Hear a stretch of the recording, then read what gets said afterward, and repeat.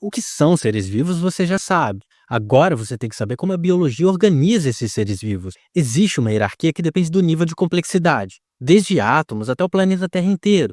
E é essa hierarquia que você vai ver hoje no Arquivo 53.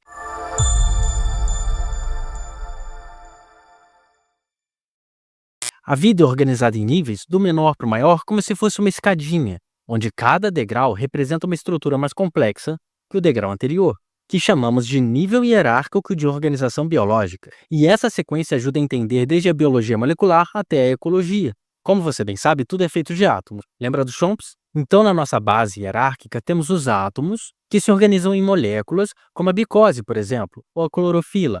Existem várias moléculas orgânicas, e algumas delas se organizam em estruturas mais complexas, algumas vezes estruturas membranosas, que podem formar organelas citoplasmáticas, como os lisossomos, as mitocôndrias. E essas organelas se organizam formando células.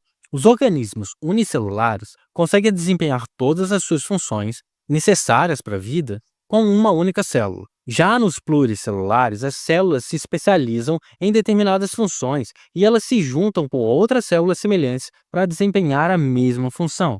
E esse agrupamento de células com a mesma função é o que chamamos de tecido, que é outro nível hierárquico de organização. Dá uma olhada no tecido muscular não estriado. Tá vendo que ele tem várias células iguais? Agora olha o tecido conjuntivo frouxo, aqui o tecido nervoso, tecido sanguíneo e o tecido epitelial. Agora, um tecido pode se juntar com vários outros tecidos e aí formar uma unidade funcional conhecida como órgão. Por exemplo, o estômago, que é formado pelos tecidos muscular, não estriado, conjuntivo frouxo, nervoso, sanguíneo e o epitelial. Cada tecido desse com várias células iguais e desempenhando a mesma função. Aqui uma função, aqui outra função, aqui outra função, aqui outra. Quer mais um exemplo? Dá uma olhada nessa folha. Ela é um órgão, porque é a reunião de vários tecidos. Temos aqui a epiderme, que vai fazer o revestimento, o parênquima palissádico, que é um tecido que contém os cloroplastos para fazer a fotossíntese. Temos aqui o parênquima esponjoso, que tem a função de abrir espaço dentro da folha, para que o oxigênio e o dióxido de carbono possam circular por aqui. Temos os tecidos de condução de seiva, xilema e floema, seiva bruta e elaborada. Agora, vários órgãos se juntam em uma estrutura mais complexa conhecida como sistema. Por exemplo, o conjunto dos órgãos boca, faringe, esôfago, estômago, intestino delgado, intestino grosso e ânus formam o sistema digestivo. E o sistema digestivo também vai se juntar com outros sistemas, sistema circulatório, nervoso, respiratório.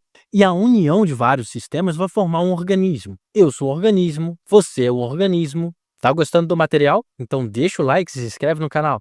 Pode parecer que a gente já chegou no final, mas ainda tem outros níveis de organização acima dos organismos. Isso porque os organismos não vivem isolados uns dos outros. Quando vários organismos da mesma espécie se juntam em determinada área, nós temos uma população biológica. Agora, quando em um mesmo local você tem populações de espécies diferentes interagindo entre si, isso se dá o nome de comunidade ou biocenose. É a comunidade de plantas, animais, fungos, bactérias e tudo mais que estiver ali que for ser vivo, vivendo juntos e interagindo entre si.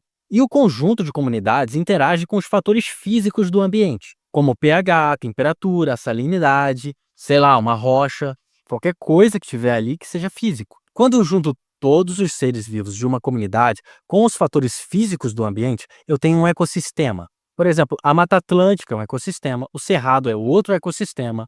Lá não tem um monte de animal, um monte de planta interagindo com os fatores físicos do ambiente? A Caatinga tu acha que é um ecossistema?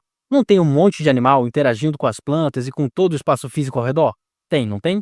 Então ele também é um ecossistema. E o último degrau hierárquico é o conjunto de todos os ecossistemas do nosso planeta, que vão formar a biosfera, essa grande esfera da vida. Resumindo, você notou que os níveis de organização da biologia sempre estão trabalhando em conjunto. Os átomos se juntam para formar moléculas, que se juntam para formar organelas, que se juntam para formar células, que se juntam para formar tecidos, que se juntam para formar órgãos, que se juntam para formar sistemas, que se juntam para formar organismos, que se juntam para formar populações, que se juntam e formam comunidades, que se juntam com os fatores físicos e formam ecossistemas, que se juntam formando a biosfera. Não se esqueça de deixar o like e se inscrever no canal.